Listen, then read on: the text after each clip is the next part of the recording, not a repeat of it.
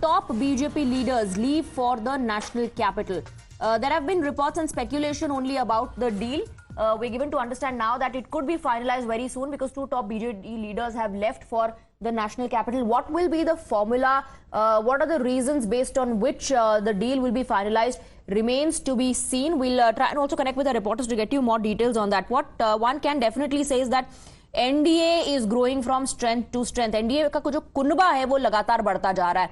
नए पुराने सहयोगी साथ आ रहे हैं और शायद यही वजह है कि नए पुराने साथियों के आधार पर एनडीए के लिए बीजेपी ने लक्ष्य रखा है 400 पार का. अपने लिए 370 पार और एनडीए के लिए 400 पार का लक्ष्य रखा है.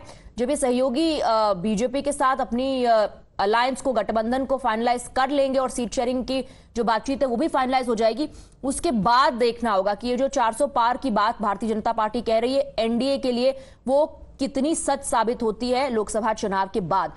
फिलहाल एनडीए का जो कुनबा है वो बढ़ रहा है और दूसरी तरफ खबर की बीजेपी और बीजेडी के बीच भी हो सकता है कि बहुत जल्द अलायंस या सीट शेयरिंग को लेकर के बात बन जाए. अंदर की खबर हम आपको बता रहे हैं कि जो बीजेडी के दो बड़े नेता हैं वो नई दिल्ली के लिए निकल चुके हैं. अलायंस पर यानी गठबंधन पर डिस्कशन उनका बीजेपी के आला कमान से होगा.